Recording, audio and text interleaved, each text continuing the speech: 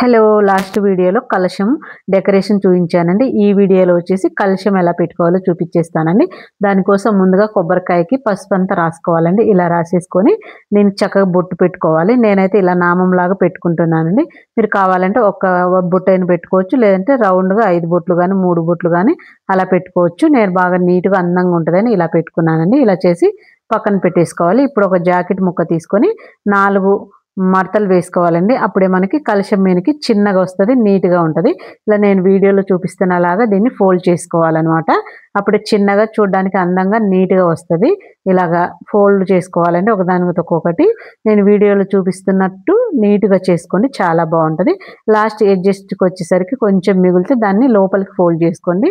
మనం ఎటువైపు అయినా 2 వైపులు పెట్టుకోవచ్చు అండి, చాలా బాగుంటుంది. అసలు ఊడిపోదు అనమాట. ఇది 2 డేస్ ఉన్న 3 డేస్ ఉన్న నీట్గా చక్కగా ఎలా పెట్టినా నీట్గా ఉంటుందండి. చూడండి, చిన్నగా చూడడానికి కూడా అందంగా ఉంటుంది. ఇలా చేసుకున్న తర్వాత మనం కలశం చెంబు పెట్టుకుంటాం కదా, దానిపైన ఇలా కొబ్బరికాయ రెడీ చేసుకున్న కొబ్బరికాయ పెట్టుకొని దాని మీద ఈ జాకెట్ పీస్ పెట్టేసుకోవాలండి. చూడండి, బొట్టు ఇలా పెట్టడం వల్ల మనకి నీట్గా అందంగా కనిపిస్తుందండి. నేను పైన ఒక కిరీటం కూడా తయారు చేసి పెట్టుకున్నానండి. చూడండి, ఇలా పెట్టుకుంటే చక్కగా అందంగా ఉంటుంది.